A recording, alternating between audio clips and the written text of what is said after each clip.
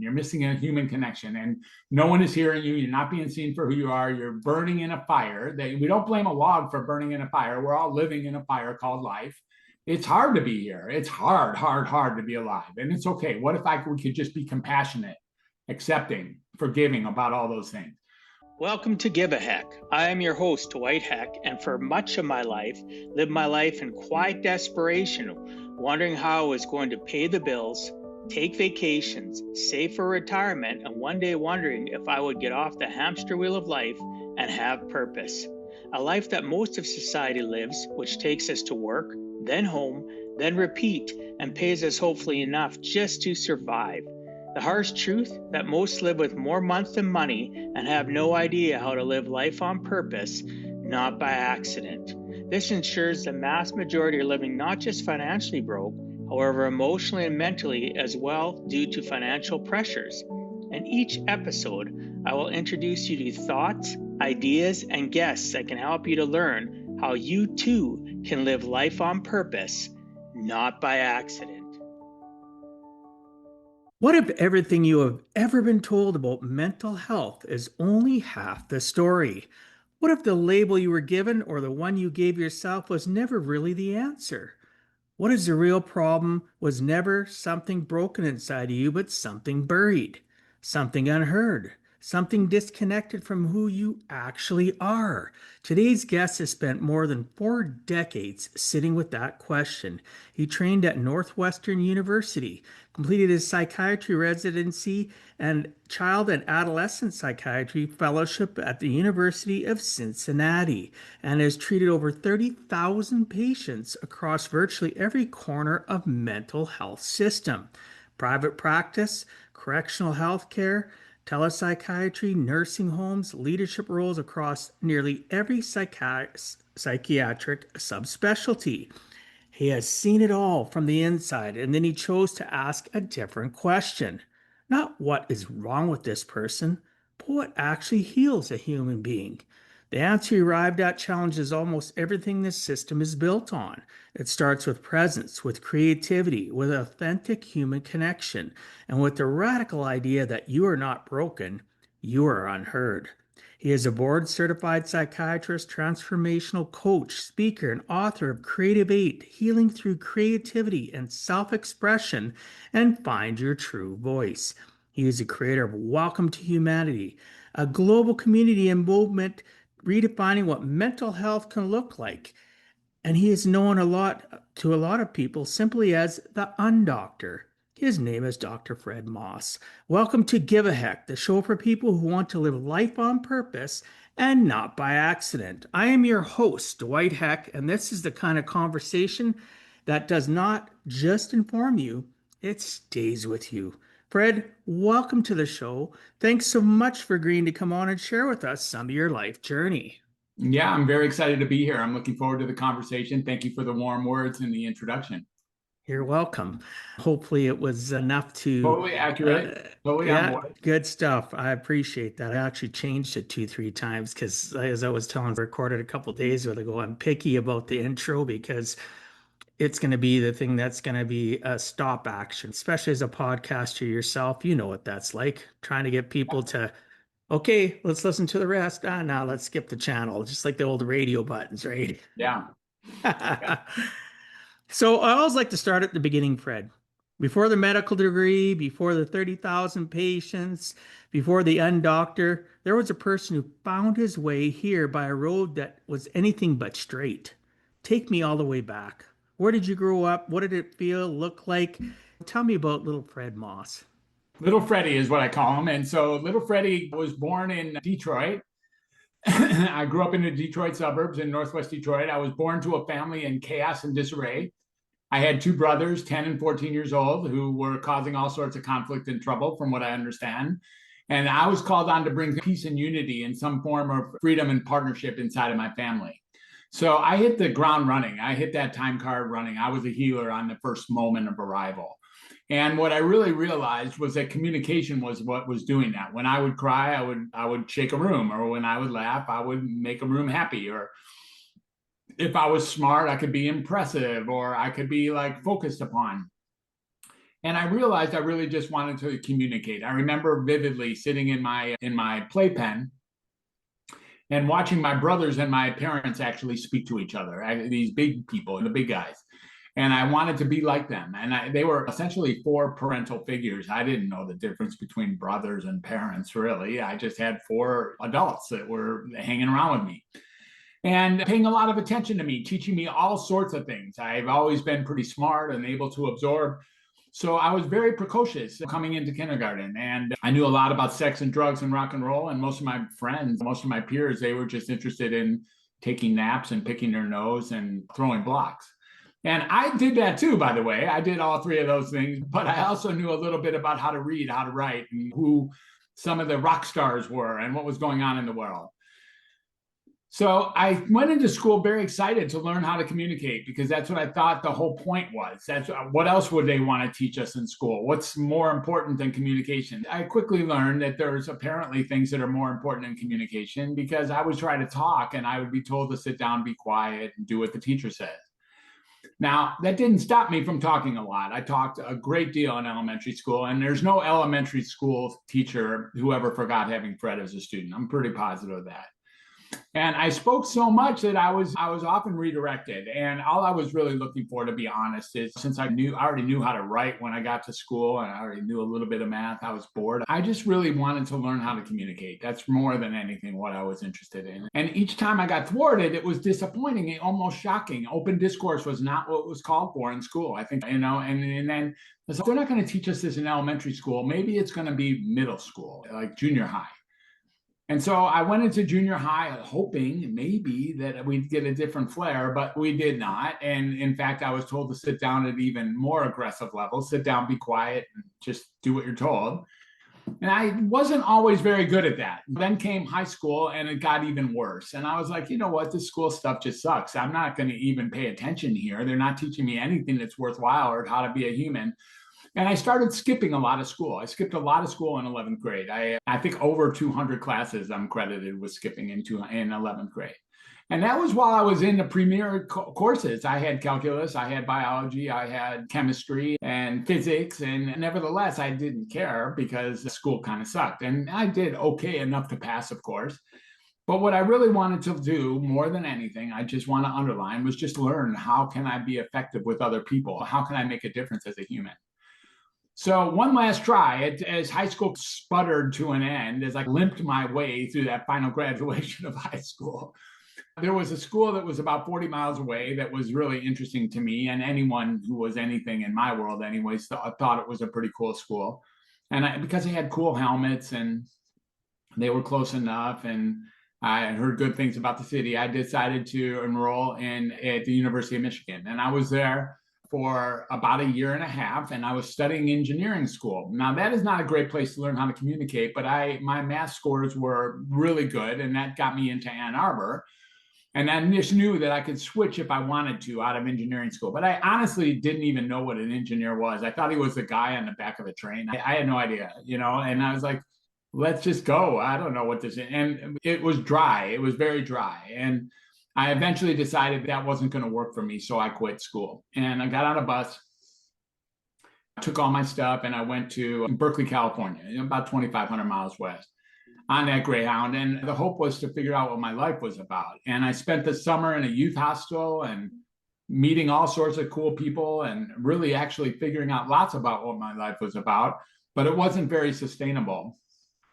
And my parents and brothers, and now I had a little sister as well, they thought there was this new industry that was just growing, that they thought I had an aptitude and that maybe I would do well. And I was like, okay, I'm listening. And it was called computers. You may have heard of it. And I was like, yeah, computers, that's right. Let's do that. And I honestly had no idea what a computer was. And by that time, I took a bus all the way back to Michigan, because there was only one workable computer in all of Michigan. And it was indeed at the University of Michigan in Ann Arbor. Sure enough, I re-enrolled in Ann Arbor, this time in a computer science department. And before too long, I was spinning out BASIC and Fortran and COBOL and punch cards and batch jobs. And I was in this computer building that was like a 2-acre facility that had people working 24/7 just to accept your cards and run them through the machine.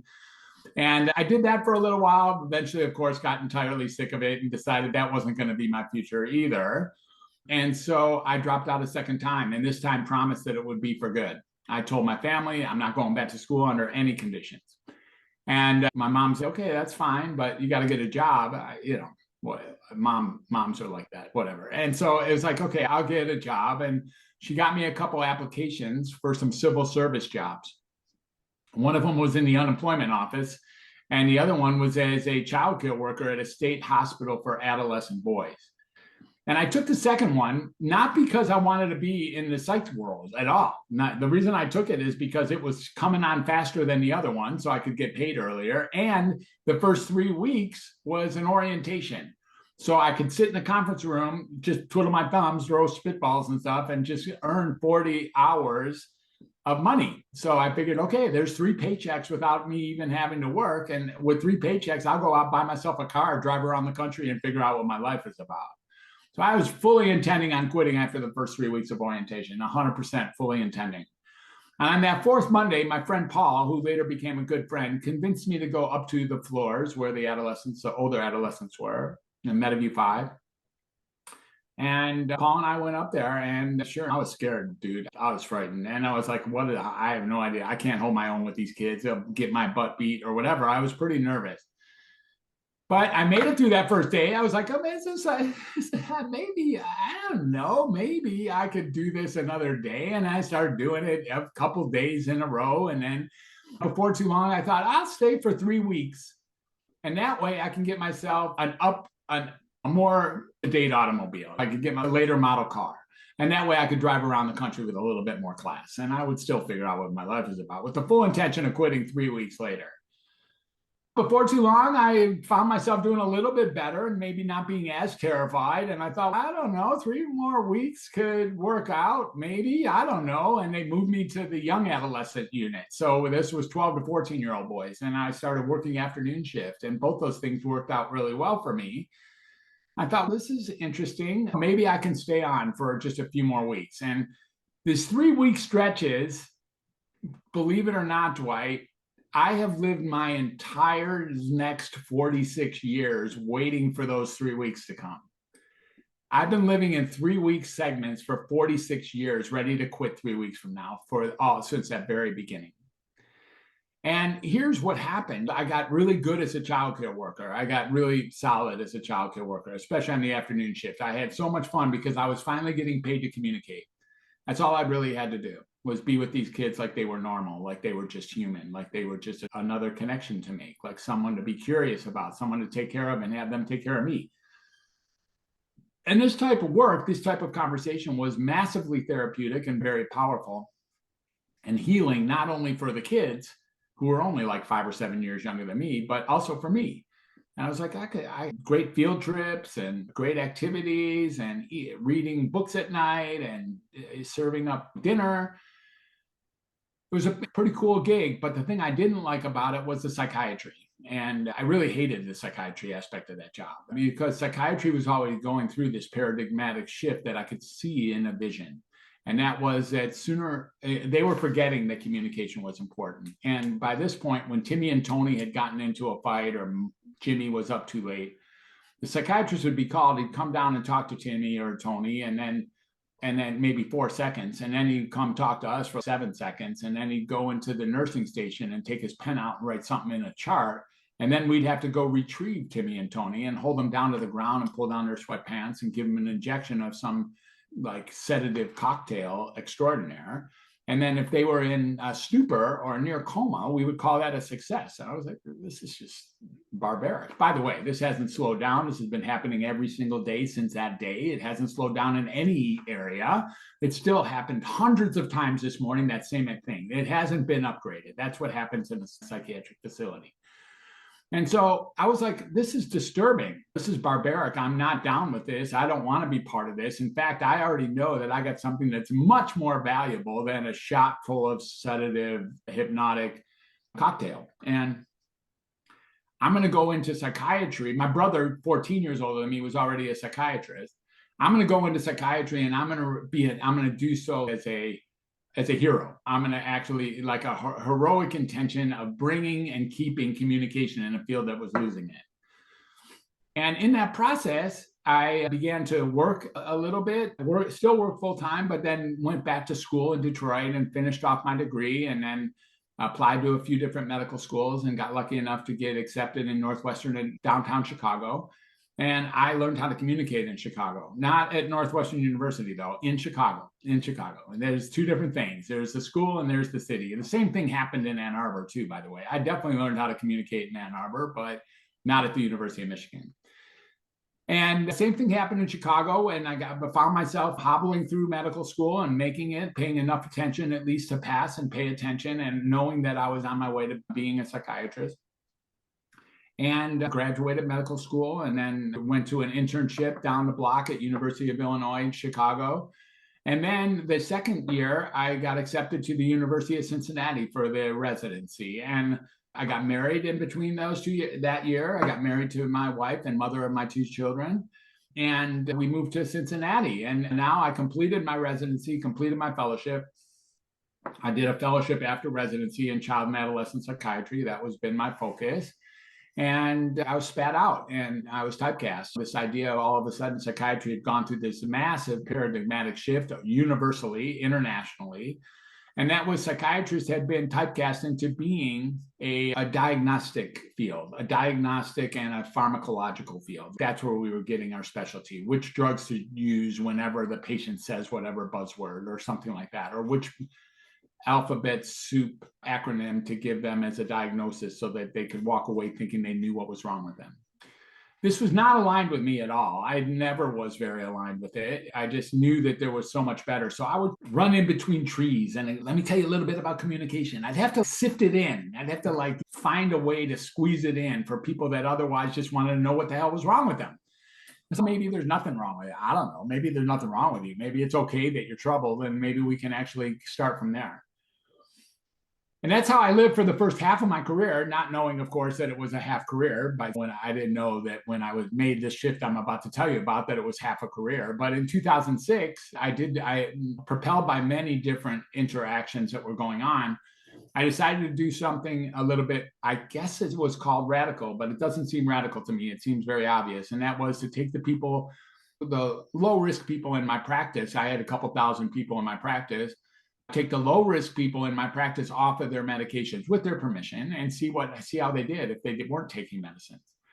And when I did that, they all healed, almost every one of them, like profoundly healed, like to the point where they got better, way better, like profoundly, like extraordinarily better, such that they often just lost the diagnosis that had them think that they needed the medicine in the first place. Like they just nurtured, they just came out. It was amazing. So this suggested to me that the medicines or the therapies or the diagnoses were actually causing or at least perpetuating the conditions they're marketed to treat. And I was left in a quandary. I was like, what am I supposed to do with this? I want to go to the mountaintops and scream it to everybody. Dude, stop giving medicine to people. Or dude, stop taking medicine. Or dude, stop making your mom take medicine or your 6-year-old take medicine. We don't have to do that because it doesn't really work. But being violent about this kind of stuff doesn't work either. So I had to find a way to actually speak to it without yelling and being like, because I was just shocked. I was pretty disturbed about the whole finding. So I had to learn, what is it that I can really do here? So I'm not just screaming, taking people by the scruff of the neck and throwing them up against the wall. I don't want to have to be doing that. So the more I looked at this stuff, the more I realized, well, I can't be mad at medicine. It's just a thing. It's like being mad at a piece of paper. There's nothing. It's just a benign substance. It's not medicine's fault. And it's not even the creator of the medicine's fault, because they're allowed to make a business, and they actually, in fact, have done better for themselves than any other business in the entire planet. Their profit margins are higher than any business in the entire earth. That's right, number one. So that's okay that they make a lot of money. I don't mind if people make a lot of money. That's fine. It's not their fault for designing a program that actually really works to put several $1 billion of profit margin into your pocket every day. That's okay. What am I to say? I can't be mad at that. That's okay. That's not the doctor's fault. It's not the insurance company's fault. It's not the pharmacy's fault. It's not the hospital's fault. It's not the nursing fault. It's not the social worker's fault. It's not anyone's fault. Those are just things that are out there. So where do we look at the entry into the cycle? And the entry into the cycle is that people are really interested and sure that there's something wrong with them. See, if that wasn't the case, then they wouldn't have to go to a doctor. That's what you only go to a doctor when you think there's something wrong with you and you want to find out if there's something wrong with you. But what if there really was nothing wrong with you ever? What if there was nothing? There is no condition. What if there is no such thing as a chemical imbalance? What if there is no such thing as biological psychiatry? What if being sad has nothing to do with neurotransmitters? What if none of that is even true? What if all that's really here is that you're missing a connection? You're missing a human connection, and no one is hearing you. You're not being seen for who you are. You're burning in a fire. We don't blame a log for burning in a fire. We're all living in a fire called life. It's hard to be here. It's hard to be alive. And it's okay. What if we could just be compassionate, accepting, forgiving about all those things? What if we could listen and hear and be present with people? I knew from experience, and I also know now, that is the most profound healing activity known to mankind. It's so much more profound than any medicines that have ever been designed. It's so much more incredible when I meet somebody who hasn't been heard for what their life is or haven't been seen for who they are or who they're not. And I let them know that I get them or that I connect with them or I resonate with them. That's back to that same feeling I talked about in the hospital. There's this massive healing that takes place at that moment.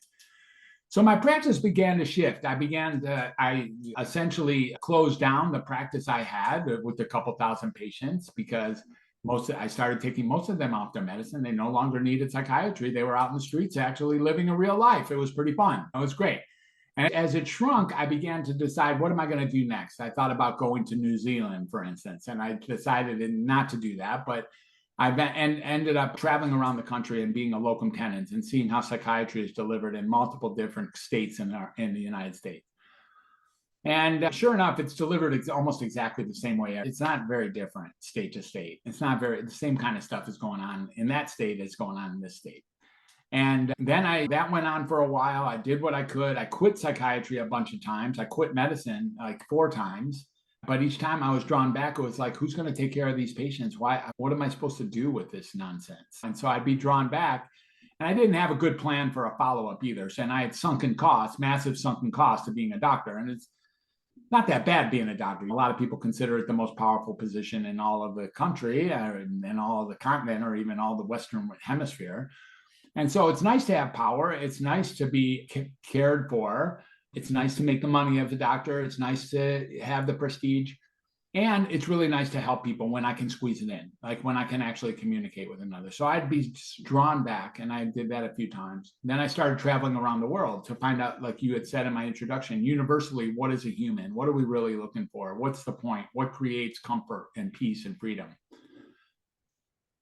And the more I asked this question, the more that one thing became resounding. What we're really all after is a human connection. Every single one of us, including the monks in the cave. That's what we're here for. That's what the podcast is for. That's why you and I have worked so hard to actually speak on this conversation. And that's why we're having it in front of a bunch of other people who are also assessing whether it's a worthwhile conversation. And that's how that's going, because we really do care about being with other humans.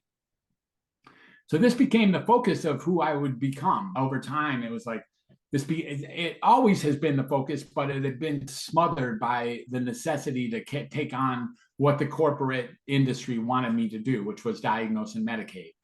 But as I allow myself to find freedom, I then became really deeply committed to human connection.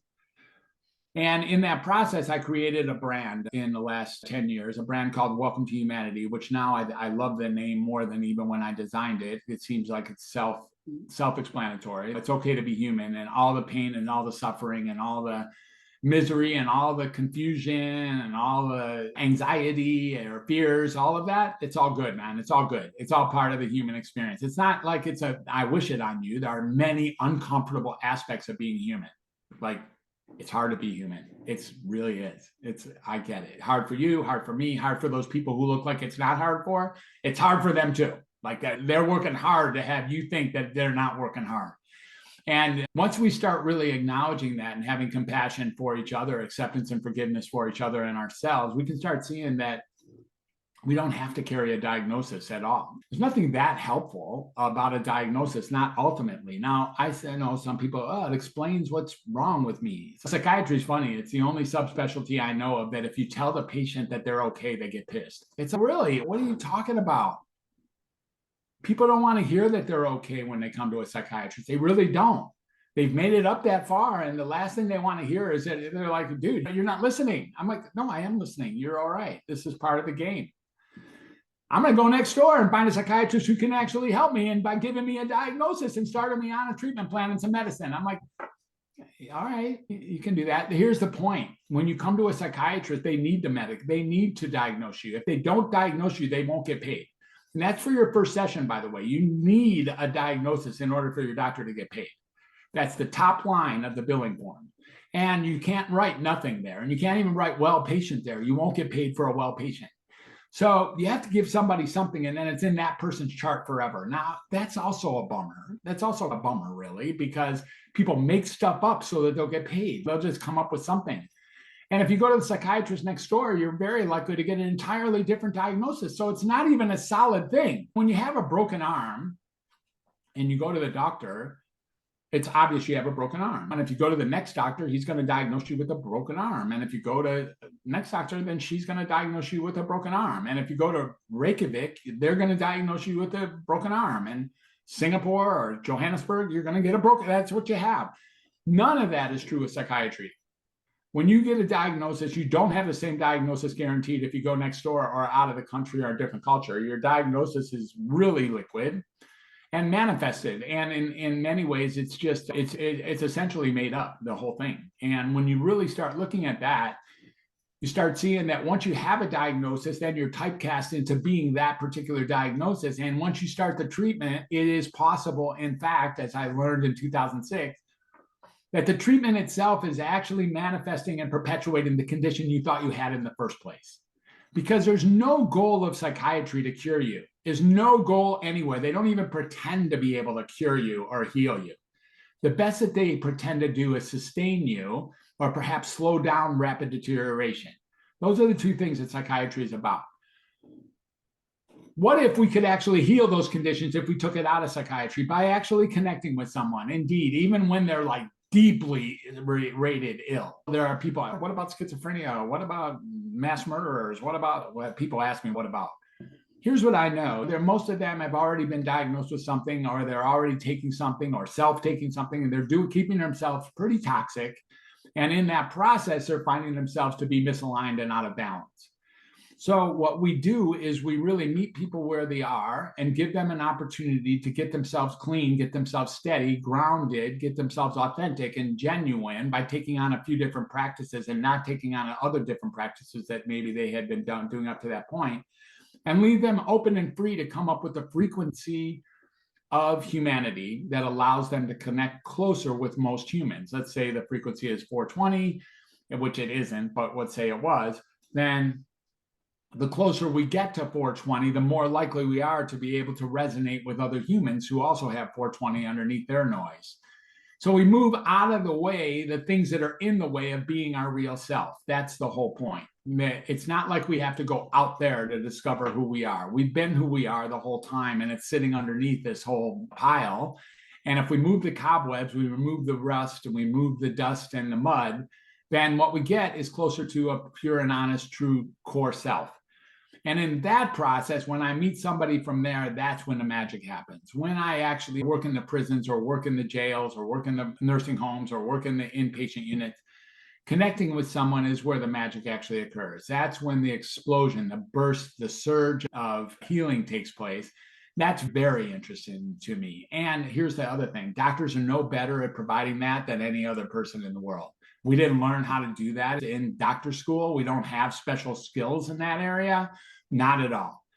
So you can actually get that connection from a non-doctor and a non-professional and still have it work just as well, if not better.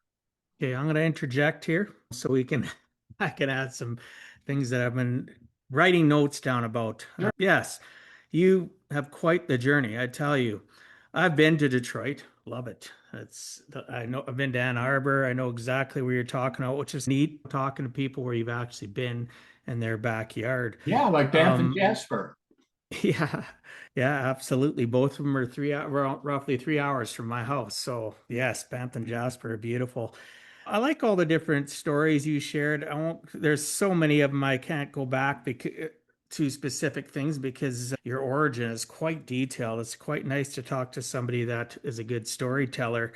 You talked about, right, medicines causing or perpetuating further issues. Yeah, And along with that, you also talked about the fancy words, the labels, the things that get put on to us. I call them yeah. $20. I call them the $20 word. Somebody's putting an acronym on you, putting something on you. And I like how you were talking about people come in and they want a diagnosis. They came there, so they want what they came for. They don't want They to be could told come they're to ask if there was something wrong with it, but they don't. They come to ask what's yeah, wrong with me. yeah. They come with the wrong, really, they come with a question that shouldn't be started with. I agree with you 100%. They should be asking. I found it really interesting your journey through quitting college, staying on the 3 week pattern for 40, I think you said 46 years, right? The three Almost week 47. pattern. Yeah, almost 47. I think that's amazing. But you had stick to itiveness. You stuck to and to see another 3 weeks, another 3 weeks, and next thing you know, you're caught in a good way, not a bad way, and you're constantly moving forward. Do you believe you were so everything you talked about, even as being a little kid, right? You just wanted to communicate. You wanted to be effective. Do you believe tenacity was part of that? That you have a tenacious nature outside of the of your learned behavior of growing up? Because I believe tenacity is a superpower that really people don't know how to accept or even explain.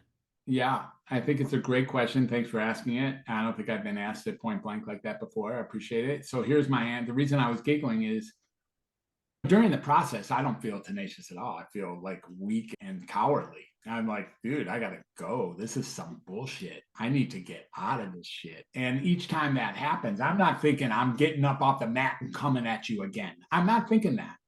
I'm thinking I am really out of here, bro. And I know how to leave. I know how to leave relationships. I know how to leave jobs. I know how to leave partnerships. I know how to leave cities. I know how to leave. I do. I'm pretty good at it. Ultimately, though, what pops me back up is something, and that's where tenaciousness comes in. It's like after the fact of giving up, I'm then become tenacious. So, in other words, it's not like I'm not Sugar Ray Leonard. That's not who I am. I'm not like take a punch, get up, and let's get going. Let's get punching again. I'm like, take a punch, F you, I'm out of here. I'll catch you on the next train. And then something happens where I start looking at what does that next train look like? What is the point? Where am I going to be that's more effective or more interesting than where I've been? Which is, by the way, and when you bring it up, there is another pattern that's really interesting, which is, dude, I was skipping school in 11th grade because it sucked. It was horrible. And there I was at the end of the school line. There's nowhere to go after you graduate medical school. That's like the deal. Like I'd have to take on a whole new vertical to go somewhere else after graduate. Like I went to the top of the heap in school too. And 11th grade, if you add on 14 more years, that's when I finished medical school. That's when I finished medical school and my residency, and not including the 3 years I took off. So there's some tenaciousness, I guess, there too, some tenacity. But yeah, if you stick to something long enough, today, these days, I'm working with AI at a very high level, higher level than most people I know. I'm in here in Claude Code and I'm here in CoWorks and I'm putting all of my life together, including all the things I learned in the computer center when I went back the second time. All of the Fortran, all the COBOL, all the punch cards, all the batch jobs. I'm doing that on a computer all day long to fix my life. And each time I do it, I'm like, yep, I might as well be turning in the deck to seeing where the flaw is. I might as well be doing that. And just serving it up to the machine. So everything seems to be working out pretty well for all the things that I've done in my life. And it's shocking. It feels like a divine gift. And is it really tenacity? I woke up this morning and I wasn't ready to put a knife into my heart. So I had to figure out a way to come out of here and let's go. I wasn't that excited about it. I was like, I don't know. Really? Another day? what are you talking about? Aren't we done yet? It's almost like that. And instead, I roll out with, might as well try to put something together. Now I've got a little bit of we'll say it, a little bit of a fan base or an engagement, a little bit of people who find me interesting and who care a lot about what I say and what I do. And this is like a little bit of a fuel behind me. Like it's cool to be appreciated for just being little Freddy in the playpen, because I'm not thinking that differently than he did. I went backed up to little Freddy, who really knew that communication was at the center of all healing. So I'm going to interject. So you've got a group, I would call a tribe, Yeah. that is like-minded or open-minded enough to want to be educated, to move forward, to understand, to have more clarity in life. Yeah. Is that how you got to be called the Indoctor? Is that how that all, just because everything you've laid out so far, you're not the traditional psychiatrist, that's for sure. You're not the traditional doctor. So did you label yourself the Indoctor, or how did that come about? Yeah, I was at a men's group. I was at a, what do you call it? Conference? No, when you go out into the woods. Oh, geez. Oh, trying to think of that name myself. No. Anyway, I know what you're talking about. Yeah, I was at one of those, and I was with some friends there, and I gave my talk to a few of them, a few men that were out there, and one of my friends, Jeff, who was a branding specialist, he suggested that's a pretty cool name for what I am, because I was unmedicating and undiagnosing and then undoctrinating people using unconventional means and unconditional love. So there's 5 uns there, and it's just, that works. I could see that. And I affectionately took on the acronym or the moniker and have kept it. And it's a little bit flashy. It's a little bit fun. It's a little bit different. And it does cover me, because what I'm really interested in doing is standing in front of that door. And if you're thinking about coming into the psychiatric conventional industrial system, I invite you to try something else before you do that. Yeah, I don't, makes sense. And you mentioned men. So you were at this retreat or whatever you want to call them. Vision Quest, it's called. Vision Quest, yes. And you mentioned about men and how the label come up. Yeah. But one of the things I want to get your thoughts on are men specifically struggle to talk about this. There's a particular kind of silence that men carry around about their lives, their inner lives. What do you see about that? What is your thoughts about when it comes to their disconnection? I know I've gone through it myself. I see it with the thousands of people I've sat or stood in front on a stage and talked to, the emotional exhaustion. Why do you think it runs so deep when it comes to men? I'm not sure that it really runs deeper when it comes to men. I think that men do not have the capacity, the inherent capacity to speak towards it, to actually represent it. I don't think it runs deeper. It just gets blocked in its expression. In other words, we're all suffering through being a log in the fire. Everyone, men, women, dogs, cats, spiders, you name it. They're all suffering through the fire that we're living in, or not necessarily suffering. We're all struggling, let's say. We're all putting it together. How are we going to take this next step and make it worthwhile? I think because it gets blocked in men, we've been programmed that we don't cry, or we don't want to be like a woman, or we don't want to be homosexual, or we don't want to be you don't want to be soft, you don't want to be delicate. Like, we've been programmed in a way that, what is a man? Like, you got to be a man, you got to eat snakes for breakfast. And like, I don't know about all that. I have been hit over the head with that while I was growing up, how to be tough, how to swear, how to chase women, how to take drugs, how to drink alcohol, how to watch a bunch of sports.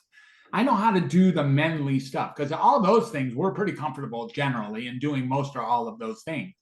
But when it comes time to share expression and share emotions, we're really worried, I think, about the impact that might have on us. That if we show our tender underbelly, that we're going to be dismissed, or we're going to be making fun of. You're a pussy, or you're a woman, or you're a faggot, or you're a whatever, those kinds of things. Not that I think any of those things, by the way, not at all. I'm really base my life on being able to express our emotions as best as possible. But I think men are really programmed to be afraid of their own feelings, especially when they're tender, and they then don't express them openly and honestly. And it's not as a rule, it's as a trend. There's some great men, self-expressed men out there, great artists, musicians, and actors and dancers who have done some very cool stuff with their self-expression and with their delicate nature of what it is to be a human man. But in general, I think we're programmed to be tough. We don't have to show that stuff. And so it isn't that it runs deeper with us. It just doesn't have the same exit flow. That makes sense. I know myself, I speak to so many, obviously, men on individual basis and group basis. I've been on so many masterminds. And you mentioned about the fact that a lot of this is educated and taught, right? Yeah. Not intentionally, but it's all things that are life lessons that we pick up from our parents, from the people we associate with, the things we watch, the things we read. Like you said, you were taught how to swear, you were taught how to act, how to drink, how to do drugs, or whatever the case may be. There's so much learned behavior. What have you, what is that? Is that one of the things that causes all that pressure of expectation? Is that what causes burnout? The constant burnout that we're seeing so much with people? Again, I don't think it's the expectation so much because just because someone expects something of you doesn't mean that you need to be pressured to do it. Ultimately, let's just face it, that's self-imposed, the idea that someone says you should do this and then you choose to do it, all things equal, you choose to do it. So the pressure on the outside isn't what creates who we are. It's the fact that we are blocked in expressing ourselves openly. That's where Find Your True Voice comes in. That's where the Creative 8 Healing Through Creativity and Self-Expression comes in. And that's where my third book, which is ready to come out now in the next month, which is a full set of memoirs. So 39 stories, all of the ones I've told you up until now are in that book. And so you can really see how I grew up from little Freddy all the way up to here through those memoirs, which is a psychiatrist's case against the mental health system is the subtitle of that. And we are excited to deliver that. And when we're really looking at that, the idea is to be self-expressed, is to be on board with who you really are, to be revealed for who you really are and who you've been, and then be honestly available to speak and genuinely represent that core self of yours. Because when we can do that, we have a capacity to communicate, a capacity to resonate harmonically with other humans. And that, of course, is where the healing is. And after all, that's just a small version of what love looks like. And from what I understand, love is what makes the world go round, or all we need is love, or all the things that people have said about love over time. Throw a few more Beatles tunes in there. And Yeah. I like that. You mentioned you're on your third book's about to come out, and you've had so many, obviously, with your experiences all over with writing books and stuff. I know I've only written one book, and I found it very cathartic. And throughout the process, things surfaced while I was writing it, not necessarily the content, but things came up, right? Yeah. Things that I patted myself in the back that I never ever realized, I never give myself credit for, which strengthened my voice and strengthened who I was internally. But there was also things that I kicked myself in the pants too, whether it was virtual or not. That it was a real cathartic thing for me. What was it like, and what has it been like as you continue to write books for you? This third book has been a massive, beautiful experience. This idea of what I was saying about Claude Code and co-works, and this idea of everything that's ever happened to me actually matters to who I got to be. And when remembering the stories and then just sifting them up and doing a little research about what happened when and who was there and what really went on, all of a sudden my life went from being several segments, elementary school and then high school and then Ann Arbor and then Berkeley and then Ann Arbor, and they're different chunks. But what I learned when I was writing my memoirs is it's one thread. It's just one thread. All these things actually fold into each other, and there are not several segments. I just do that for my own convenience, pretty much, call these things segments. So I was able to see the entire theme of my life as it unfolded, and especially the editor or the proofer. She was like, I had put some of the stories in non-chronological order because it seemed like the poetic license would have this story come here rather than there. And we instead, in the second proofing, put it in chronological order. And so now I was really able to see how it all flowed with each other. And then I fed it to Peach. So Peach is an app that reads out loud to you any PDF or any document that you put it in. So I fed my memoirs into Peach, to all 260 pages of it. And I listened to Peach tell me my story in first person, which was just fantastic. It was so amazing to listen to my memoirs told to me in first person. And I strongly recommend it for anyone who's written any kind of memoirs. It's so interesting. It's, oh yeah, I know that. Oh, that's pretty cool. Oh, that person was me. Oh wow, that actually happened to me. And then so there was some reverberation that happened in that process. Was it cathartic? It was self-defining. I think without that book, I'm not doing this. Dude, I am doing a superpower inside of Claude. I'm not even kidding. I am in there so deep that I cannot wait to get back as soon as this conversation is over. I'm like, let's go. I am reorganizing every ounce of my life. And that's because I know what my life is. I know enough about what's been in my bag of tricks for 68 years to be able to put it into perspective and into sequence and to make sense of it. So there's something all about all that allows me to be a little more flat-footed on the back end of writing this book than I was before I started. Yeah, it's neat. I like, there's so much, there's things I never even mentioned when you went through your origin.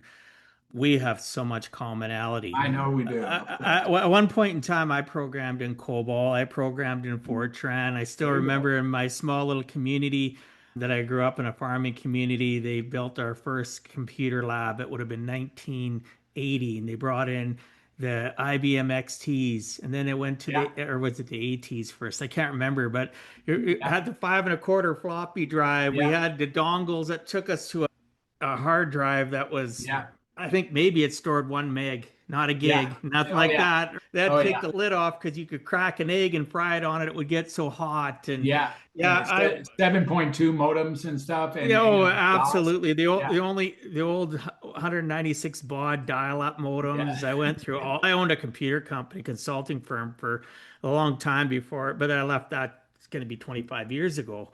But yeah, there's so much commonality. I'm really enjoying our conversation. I'm gonna try that. I'm gonna try that peach out, by the way. I've never heard of it. I like fun. I like this. I love discovery. Pardon? PEECH. Okay. Not like it's PEECH. Okay. Thank you. I appreciate that. For those listening, you should check it out too if you're an author. I've had lots of authors on my show, but I really like that. Good for you writing the books. Good for you for discovery. I use Claude too, but I only started about 3-4 months ago. I got rid of my ChatGPT account, Copilot, all the rest just weren't doing it for me. I found that they weren't giving me what I need. And obviously, with any AI, it's the questions we ask, it's how we utilize it. Most people are still utilizing AI like they would a Google prompt, right? They're not utilizing it for the power that's there. And what have you found on your journey? Oh my God. Would you mind sharing? It's just explosive. It is, when they talk about beyond your imagination. I used to think back in the day, people talk about things being beyond your imagination. I'd be like, that just means it's false. That just means my imagination goes very far. And if it's beyond my imagination, it just means it's very unlikely to be real. This one here is literally mind-blowing beyond your imagination. Like the ability for this to take my English language and question. So I use Claude Base to tell me how to load up Claude Coworks using Claude Code and vibe coding the whole time. And I put everything into my life. So I have cloned myself. I have naturally made videos coming out every single day without me having to make any of them that are me, look like me, talk like me, walk like me, I say the same things I say. That's naturally been occurred. I have my employees fully set up with exactly what they need to do. Nothing ever is getting forgotten. I've got my entire psychiatric book in there, so they know exactly who I am as well. Like all my books are in there. The knowledge base that Claude has, or that I have dropped into Claude about myself, is so extraordinary that at any given time, like right now, my next chore is to take my Opus clips of podcasts and things that I've had, and to load those up into social media. Oh, I have become a master inside of Go High Level as a function of Claude. So my CRM usage is fantastic. So I'm keeping track of every single lead, hot, warm, and cold. I can do all this stuff to create a life that really works at the speed that allows me to work at the computer pace. So I'm now getting stuff done that literally takes me months, probably. I say months, but it's really never. That's what I'm not doing that shit, basically. But I can feed it I could say it would take me a month if I did it, except I'm not going to put it together a month to do it. So that's not going to happen. Instead of that, I just drop the information in there, give a few instructions. It's self-correcting all the way down. It finds out where its own flaws is. You can watch it actually churning on the terminal, just like the old days in the computer room. You can actually watch it. Oh, this is wrong. This is a wrong prompt. This is a wrong command. And then it goes in and fixes it. And in that process, my money, my relationships, my jobs, my plans, my speaking engagements, my teaching, my courses, my coaching, my psychiatry, my views are all perfectly placed exactly where I need them to be. And I can alter them if I want to, but they're just placed exactly where they belong. And it is an extraordinary ecosystem of Fred Moss material that I now am dancing and swimming in every single moment. It's effing a freak. It would be great. It's great, but I will say for those listening or watching, it takes time. There is a learning curve to AI. It's not like you aren't gonna. You'd be surprised with this stuff. You don't need. Well, I've been. You don't need. I know you don't. I know you don't need to code. I use Claude. I used to be a programmer. Used to own, like I said, used to own a computer company as well. At the end of the day, all I'm saying is that there's many people that aren't you that are listening that you're going to start using AI. There can be a learning curve. Don't get frustrated. It has more good than it does bad. It's just like money. Money doesn't have a personality. Its personality is wielded. It's wielded by the person that's holding that money. AI is going to be what you want it to be, right? You talk about it. Let me finish. You talk about the fact that it speaks like you. It does this and that. I've had AI stuff do that even before Claude existed. I had a company that was in Go High Level and a bunch of other things to mimic myself. They took voice recordings. They mimicked my voice. They mimicked trying to duplicate me. Again, this is before Claude, before ChatGPT, any of that stuff. So I understand it. I'm just trying to wrap myself around it as a person that does use AI, not to the extent you do. What did it, so you just are naturally gifted for it? Is that how you were able to get it all to work so quickly together?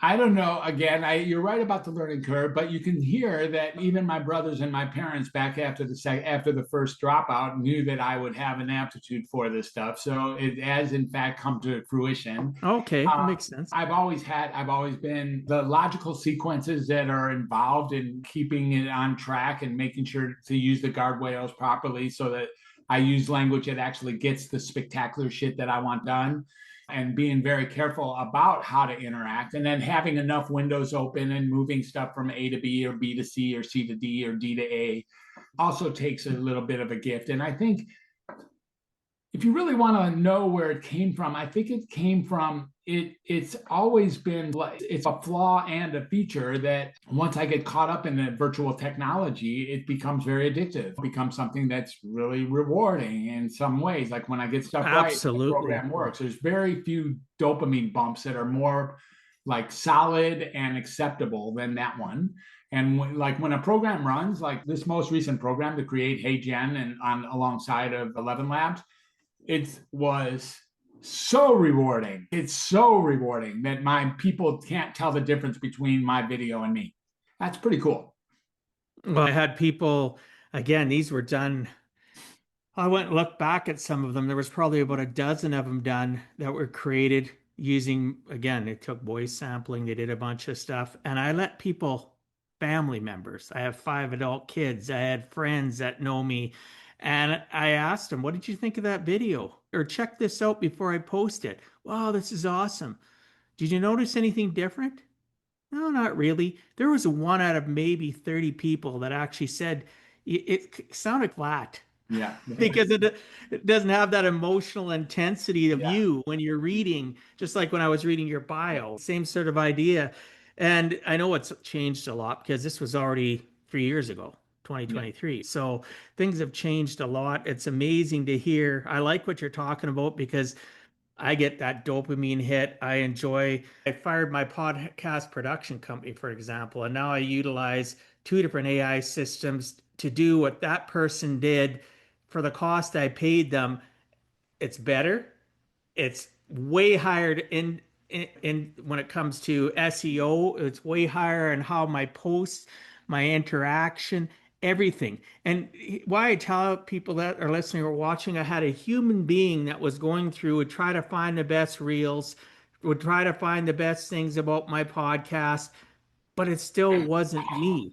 I have trained the AI now to be as close to me as how I speak, how I talk, what I'm looking for. It took a while for it to pull those perfect reels to keep the flow. My point is that human being did my show for 5 years and I couldn't get through them they were stuck. No matter what I said to them last year and a half, I would get frustrated and say, what is this? Yeah, AI screws up a lot less than they did. they do. And I fired them in February, and now we're at the beginning of June, and I've got a system in place where I can do it in relatively quick fashion. I get what I want, and I don't have to say, you know what? I'm paying you. Why aren't you doing this right? Yeah. I'm giving you instruction. Can't you learn? Yeah. Whereas AI, at least if I give it the right prompts, I give it the right things, like you were saying, it's going to do what I ask it to do. It learns too. I'll say to it, you know what? I said it to it yesterday, Claude. I said, you know what? This response is unacceptable. That's not how anybody I deal with on a professional basis speaks to me. I don't speak to people like that. I don't expect you to speak like that. It will never happen again. Thank you for telling me. I appreciate that. We need to make sure you're basically said we need to make sure that you get what you want. And I should be communicating with you. You've told, and I had warned it 2 other times in the last few weeks. And it's getting better, but I'm still having to teach it. Can't teach a human being as fast as I can teach AI. Not at all. People get stuck in their ways. So I appreciate you sharing that. That is amazing. You know, a little bit more about the disconnection in the AI era. Look how many people, though, I don't know if you want to respond to this, are using AI as their psychiatrist, their psychologist, their friend, and not realizing how dangerous it can be. There's noted cases in the US and Canada of people using different AIs and committing suicide over it. What is your thoughts about AI and where the positives are there, obviously, but how people use it in a negative fashion and when they should be talking to a human? Yeah, so there is a handful of cases that are suicide. And if you look back in their threads, you can see that ChatGPT did not slow down their suicide and maybe even gave them some ideas. I don't know why that's different than humans. There's way more humans that the last person that someone talked to before they suicided was a human. Agreed. If you're going to suicide, you're going to suicide and in some ways. Now, if you're going to be suicidal, that's going to be something almost like a human nature. If you've ever get to the point where it's not clear why you should take another step on the planet, that's called human condition. That's not called anything like a pathological condition of suicidality. And I'm not even sure that being suicidal is pathological, but that's a conversation for another day. What I am saying is that when I have troubles like with my wife, or when I have trouble, there's times that I've had some problematic interchanges with my wife, and I went back to ChatGPT and I gave it the whole scenario. This just happened. This is my view. Its answers were so spectacular, so emotionally sound, so thoughtful, so compassionate, so capable of listening to the nuances and the innuendos of what I was saying, capturing it all so that their first response is, oh my God, I wish I would have ever met a human who could speak with that level of clarity. And I can get that draw. It's a fascinating draw. In fact, I just used it the other day. My wife and I were having a problem just 2 nights ago, and I went back to the same thread that's like pretty long by now of different times that I've hit it up for problems with me and Alexandra. And it put it right into place. I thought, I have a new one here. I got a new issue here. I got something new. Let me tell you what happened. And Claude's great for that, though. Claude's great for continuing on, isn't it? So good, so amazing. That right? It's like a VW bug against a Lamborghini. It's like ChatGPT is a Volkswagen bug and Claude's the Lamborghini. That's how I'm not sure about all that, but I hear you. I like Claude more than I like AI too, and I really am not that afraid. I think most psychiatrists are just full of junk. They just want to diagnose you and medicate you and pathological make you. They're stuck in a rut. They're stuck in a learned behavior rut. They really They They could only, break if out of you, it. They could if, break out of it, but a lot of well, them don't want to be judged. They don't want to be thought of. You didn't care about any scrutiny, really, did you? I cared, and it's, But not enough to stop moving forward well, to most, being the undoctor. yeah, I think as the undoctor, you have to get out of the wake. You have to get out of the wake in order to Like that. water Yeah. ski. You have to get out of the wake. If you don't get out of the wake, then you're not going to get there. At some point, it's no longer hard once you're out of the wake. Once you have dumped the whole thing out as being likely an impersonator, likely fabrication.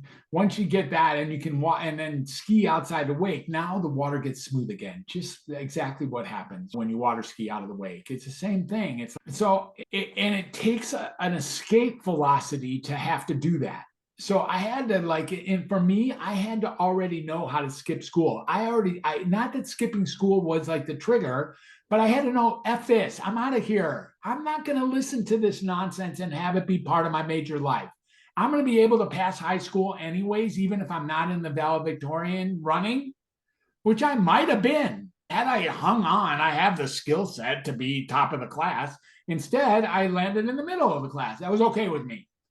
That was okay with me in high school. So at some point, you trade in things that maybe seem like they were worth keeping for things that are more sensible or more aligned. And that takes some courage. So at this point in time, that's what I think that's what I would say is that it isn't, when you say that people could leave the psychiatric, they don't even know.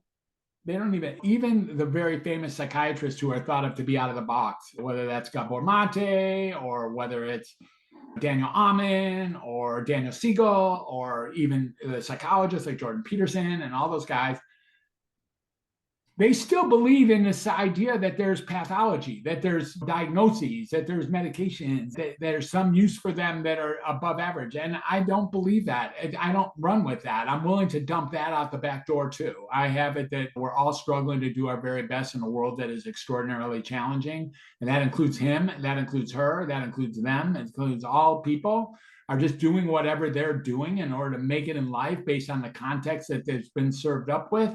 And that's what we're all doing. And when we can really understand that, we can start interacting with people who are on the other side of the fence or even the other side of the aisle and start respecting people, even if they diametrically opposed and categorically disagree with us on important topics. Yeah. Healthy conversation, healthy disagreement. I know myself and my practice of how I do financial education and planning is honestly different than 99% of the people in my field. It just is because it's always built on origin, communication, relationship building. Because if I don't get that, if I don't find out what their monsters are, whether it's their life monsters in general, their finance monsters, anything I help them with, any advice I give, many constructive processes fall apart because their 6 inches is still the same. I don't approach things that press hard 3 copies and see you never. I really want to know people and how they tick. And I really appreciate everything you've shared. One of the last things I want to ask you that I'm interested, reinvention is what's going on with so many people right now. And AI is causing it, right? There's people losing jobs. There's people, their job definition's been changed. They were so stuck in the process of 9 to 5, but now they're being forced with their corporations to adopt AI, or their position or their title or whatever they did is being taken away by AI. Now they're being sent to other places in a company. What does healthy reinvention look like for these people? What would you say these people, because there is people going to be listening or watching that are going through this. What are your thoughts on this? We're reinventing second after second. And when we start realizing that, we've been reinventing every single second from the day that we arrived, and maybe even before that, for God's sake. But what I'm saying is that it's not a matter of you were a certain way and now you not need to be a different way. It's not like you were a certain way. You were never fixed. There wasn't a way that you were that now you have to become different. It may feel like there's more of a paradigmatic nature to it, But maybe what's really here is you have to flow with what's on your plate. You have to understand what's so and what isn't. And that's where meditation and gratitude and nature and watching your nutrition, watching your hydration, getting yourself calm, steady, grounded can really go a long way. Yeah, I think Great, that, great answer. Great answer, though. yeah, yeah, Honestly, being grateful is one of the things, like you listed meditation. One of the things I find is so many people are unaware of what good they have. They're always so focused on the negative. yeah, The gratitude and gratefulness is really a weakness in yeah, so many people, but it can be such a strength if you such a can strength. tap into it, right? Yeah. Yeah, I That's was the first proud. first thing I do. First thing I do in the morning is I have a little prayer that I say. Even if I wake up miserable, I'm like, before I get out of bed, I had got to say this prayer, and then I put my hand on my heart or both hands like this, and quietly but out loud speak to 10 things that I'm grateful for. And the first I one's love always it. always Alexandra because she's sleeping next to me. I don't want her to hear me say like something else. So she's first, and then my cats are second, and then I have eight more to fill. Wow, I do this. I have gratefulness exercises I do at night before I go to bed. I do it first thing in the morning. And the biggest one I do when I open my eyes, sometimes I've had a tough night, didn't sleep the best, I had some health issues. But the first thing I usually do is open my eyes, and for me, I'm God fearing. I go, God, thank you for giving me another day. I know Thank you for another day. give me another shot You at know, a chance at being a better version of I myself. know. Oh, I get to talk to, and let's say that the list, I don't have a defined number. Sometimes it's really long, sometimes it's shorter. Oh, I get to talk to Fred today. I can't wait. After preparing for his podcast, after going through all this stuff, this is going to be exciting because I see a lot of commonality, a lot of connection, and I can feel my energy. Even if my energy's crap when I wake up, I can feel my Yeah, energy start to go up and I feel better. And yeah, throughout the day, if I hit lulls, same thing. I I look outside. Wow, we've had rain for 3 days, but look at how the leaves are getting green, and look at the yeah, plants growing up in my yard. And yeah, do you know what I mean? Those little yeah, things that we aren't taught when we're growing up, the yeah, simplest things are usually the most powerful tools, at least for yeah, me in my life. yeah. I agree. Yeah. So we're getting toward the end of the show. I want to respect your time. I'm going to ask you a couple last quick questions. Fred, there's somebody listening right now who has been carrying something alone for a long time. They have not told anyone. They do not even have the language for it yet. What do you want them to hear before this episode ends? Maybe, and just maybe, there's nothing wrong with you. Maybe there's Wow. truly nothing wrong with you. Wow. So sometimes the best answers are the most simplistic ones. Yeah. Don't believe the noise of society, of the people around you. Sometimes it's just noise because their noise is so overpowering them that they prefer to feed other people's noise to avoid their noise. If that makes any sense to people Yeah. listening or watching, I know my loyal listeners, they hear me talk about this all the time. People Yeah. deflect, they puke on you, they come home angry. For if you're a younger person, your significant other, or maybe you have young children, they come home. Sometimes you just don't react with the reaction that they're doing. If you can, Yeah. just listen, ask, not prodding questions. They're going to make it worse. Sometimes just say, they share with you. I have clients that share with me, and sometimes I'll sit in it and I'll think, you know what? And they're waiting for a response sometimes. And I'll say, you know what? Do you mind if I simmer in this? If I actually listen to what you said to me and put to it together? This is really serious. I can't give you an answer right now. That would be unfair to you and I. And I do that. I'll tell people, I'm going to Yeah. listen right now, but I may not be able to respond depending on what you're going to share with me. You got a moment, Dwight, I'm going to share something with you. And I'll say that depending on what you're sharing, I might not be able to, or you just want to share and just vent. I'll ask them that too. I Yeah. want to give what people want, because if I give them what they want, I get what I want. I don't That's for get sure. it, right? Yeah. Exactly. So I love that answer. So I really appreciate you being on the show, brother. Obviously, we could talk for hours, right? Yeah. We really could. Yeah. I want to say thank you for this conversation. You showed up with honesty, with depth, and with the kind of presence that reminds me why conversations like this still matter, why conversations on a day-to-day basis matter, why Yeah. so much conflict can be resolved by a simple conversation, and quit making assumptions. Yeah. Ask questions, good Yeah. questions. And if you make a mistake and ask a bad question and somebody looks at you or says something, just say, oh, okay, let's reevaluate. I Yeah. didn't mean it that way. Thank you for sharing. And Yeah. you learn from those character building moments where somebody gets upset at you because you said something wrong. Yeah. Just be willing to grow, to change, to have gratefulness.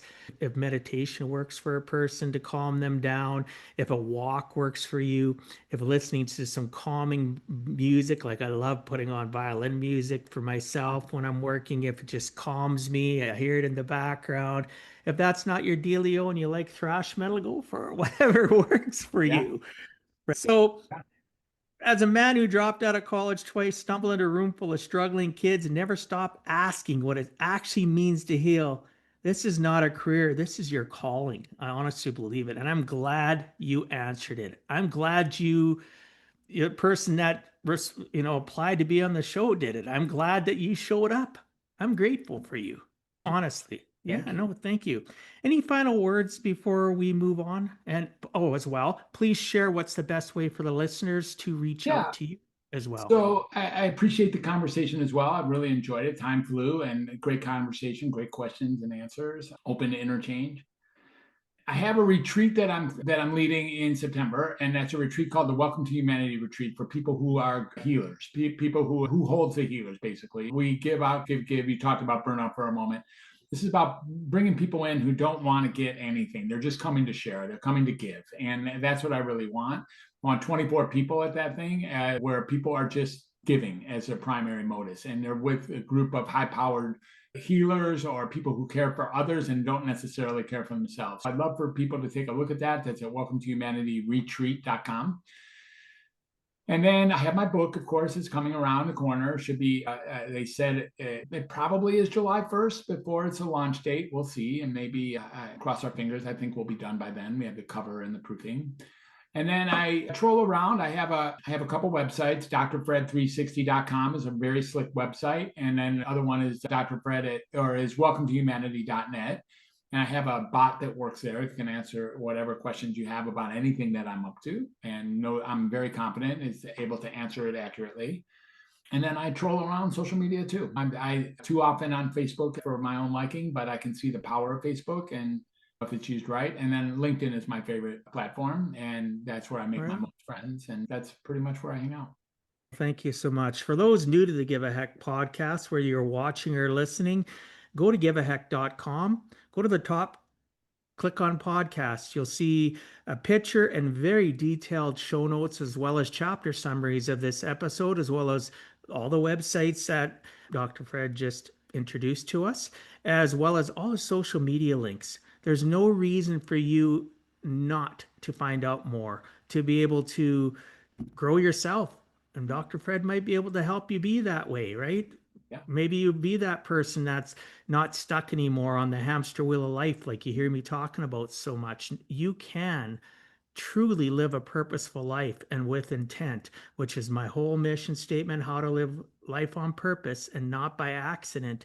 Every person that's listening or watching this, you deserve success in your life. So take that baby step.